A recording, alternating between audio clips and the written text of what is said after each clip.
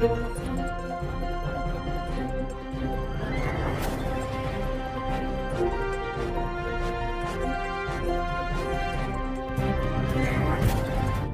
જોઈ રહ્યા છો પ્રજાના પ્રશ્નોને વાચા આપતું મિસ્ટર ગુજરાત ન્યૂઝ।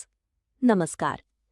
ધારી સરકારી સિવિલ હોસ્પિટલમાં બેડ ઓછા હોવાને લઈને દર્દીઓમાં હાલાકી। ધારી ખાતે અદ્યતન સિવિલ હોસ્પિટલનું નિર્માણ કરવામાં આવ્યું હતું, પરંતુ અહીં દર્દીઓ માટે બેડની વ્યવસ્થા એકદમ ઓછી છે।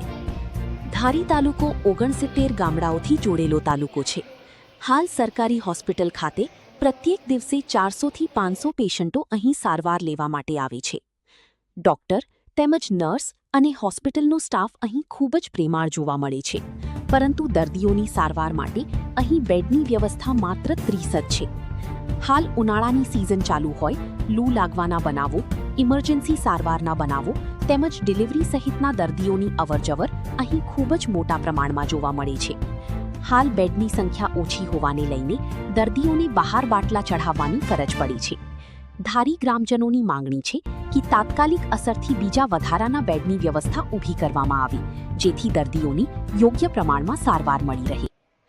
રિપોર્ટર સરફરાઝ ખોખર, અમરેલી। સત્યતાની સાથે સ્પષ્ટ વાત।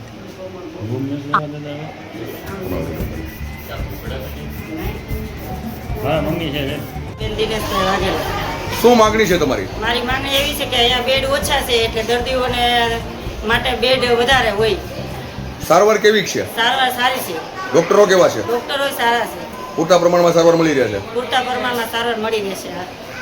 માલિક વાઘેલા છે, ગામ નવાપરા ધારી। દવાખાનાનું કામ પણ સારું છે। અહીંયા બેડ ઓછા હોવાથી મુશ્કેલી મુકાય છે।